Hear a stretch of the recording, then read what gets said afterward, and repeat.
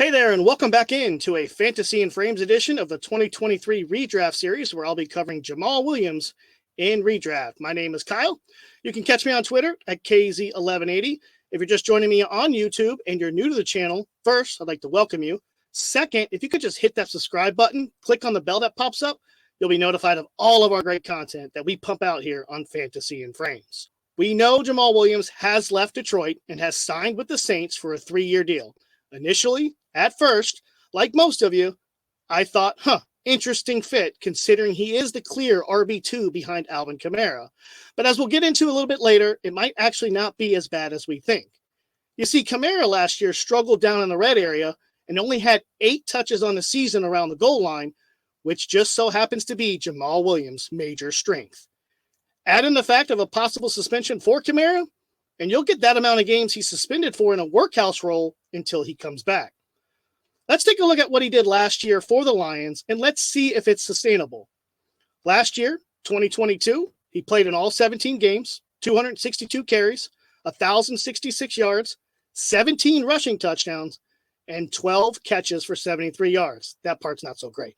But last year, he did have 12.9 points per game in a half-point PPR, and just up above over 13 at 13.3 in PPR. He finished last year at RB7 in non-PPR, RB8 in half PPR, and then finished RB13 in full-point PPR, so he was top 15 in all scoring formats. I know what you're thinking. This was his best season by far, and I can't argue with you on that front. It is. And he has some other reasons that you may worry about as well, like last year was a career high for touches, yards, and touchdowns. Clearly behind Alvin Kamara on the running back depth chart, and the Saints did spend a 3rd-round draft pick on Kendre Miller. He leaves a team in Detroit who was 2nd in red zone attempts to now being with the Saints, who was 23rd in total attempts in the red zone in 2022. And as I said earlier, he does not catch the ball out of the backfield, where he only averages 26 catches a year.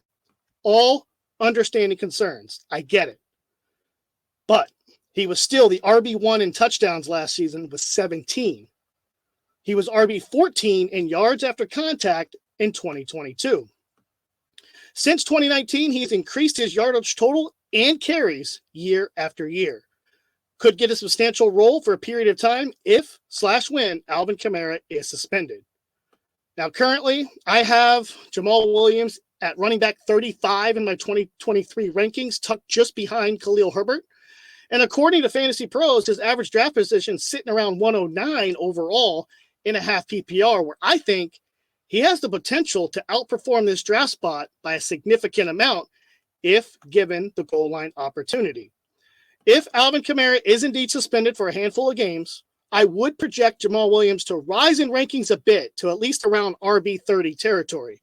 But I still think you get tremendous value in the 9th round of your drafts on an established goal line running back who's coming off a career year at RB1 on total touchdowns and finished overall as the RB8 and half-point PPR.